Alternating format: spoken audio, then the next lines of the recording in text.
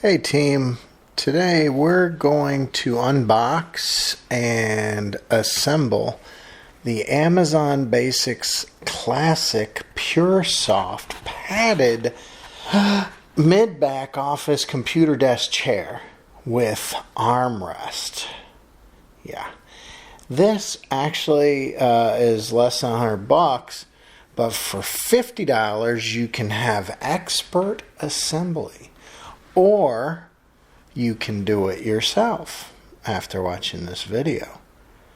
That's the plan anyway, right? As you can see, they have engineered a way of packaging everything in a very small box by sticking all the goodies inside of one of the cushions. I was a little bit concerned that would make the cushion rather hollow and less durable, but that's not what I found. Once I put this together, it was as secure as any chair. So obviously these here are the parts, and you can see how they ship it. That's quite clever to make it a smaller box. And there it is, simple as that. So these here are the cushions, and then the hardware, which is all labeled, and they give you a little wrench to use, which I mean you could get away with using the Allen wrench they give you, but hopefully by now you've got yourself a little like a ratchet Allen wrench screwdriver set, or ratchet screwdriver that has fittings for Allen wrenches. It makes it much easier to put stuff together, and obviously if you ever buy anything on Amazon or whatnot like that, you're gonna put a lot of it together yourself, so I would invest in such a thing. They're not terribly expensive. You know, I've done probably a couple other chairs. This is a little bit different. Like this little piece here is actually the base of the chair, and those other pieces are the legs of the chair that will be attached to this base. So that's a little bit different. They probably did it like that to conserve in shipping space, again, would be my guess. And they're both metal. It's just now you have to attach them. I'll show you that in a minute. Everything else is pretty self-explanatory. Those are the wheels. This here's the hydraulic seat cushion. You know, whatever that is called. It's a pole. Anyway, that's the the seat cushion that goes on it. So here's all the parts. I guess let's begin putting it together and see what this thing looks like when it's all done. First, like I said, I use my own little ratchet screwdriver, and everybody should get one of these, as opposed to using the enclosed wrench, which is a lot harder to use.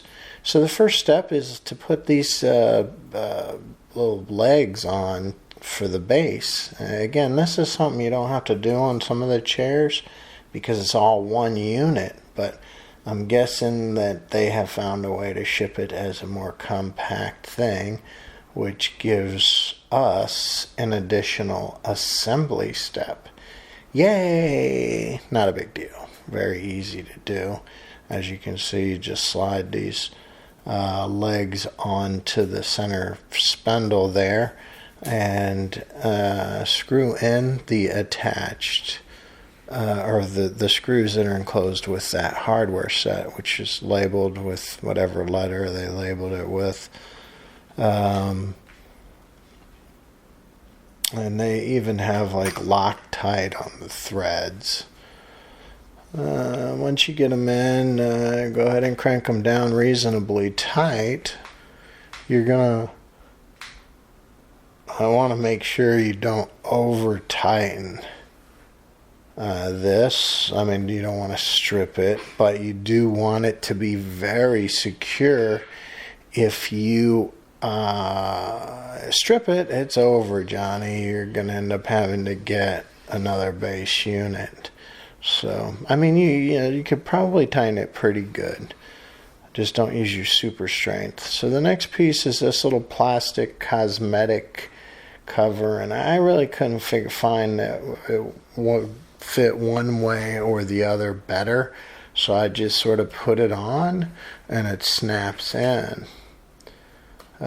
Just like this. It's rather simple. The next thing we're going to do is put the wheels on, and again, it's rather simple. You just push it. Now you're going to have to use a little bit of force here. It doesn't slide in. It snaps in with a pretty good push. Once you do get it in, you're good to go.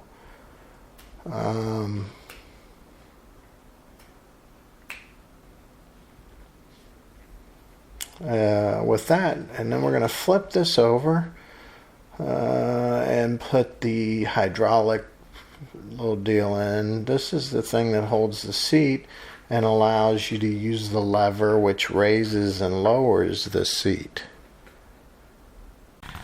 This is the actual seat cushion that you'll be sitting on, and of course this is the mounting bracket that the seat cushion then will slide on that hydraulic pole. It's going to need to be mounted to the seat cushion, and there's 4 bolts there for that, which are rather simple to install. I, of course, hand screw them in to begin, and then break out the ratchet screwdriver to tighten them down. Not as important on this to stagger the tightening process, but I always do stagger them. Tighten it just a little bit and tighten them all down a little bit and then crank them down. Again, I would tighten them good, torque them down, but don't put everything you got, your super strength into it. You don't want to strip these. So just pretend you're using the Allen wrench. I mean, how tight could you get it with the Allen wrench? Tearing your fingers up. So once we got that done, we're going to flip it over, and we're going to put it really weird. You just set it on the hydraulic thing. It's as simple as that. Just set it on there. Push it down a little bit. Maybe plop your butt on it and make sure it's seated properly. So then we're going to do these armrests, and make sure the armrests that have the holes in the back there up above, they go to the back of the seat, not to the cushiony part of the seat. That's how you can tell which armrest goes on which side. You see the holes that are elevated there?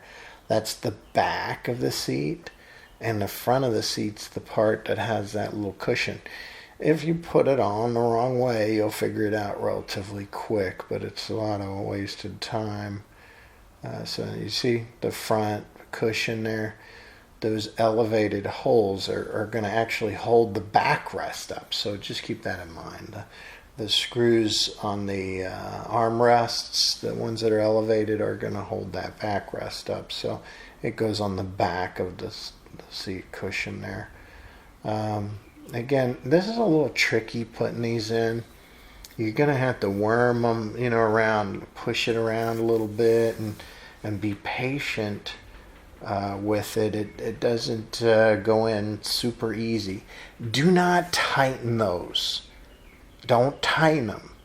Just put them in loosely and leave it loose. If not, you're going to have to loosen them up to put the backrest on. None of the side or the armrest bolts should be tightened down. Just do them loosely in there. I mean, tighten them in so that they hold, but don't tighten them down. You need that play to get it in, to get the seat actually in position properly.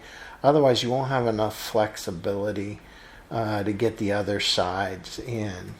And again, if you do crank it down, you'll figure this out quick enough that you have to loosen it to get it to work. So basically you just loosely tighten everything, and then once you get the last bolt in, you crank them down. And again, I wouldn't crank it all the way. To be safe, I just tighten them snugly, each one, and then make another circuit of it with the super cranking.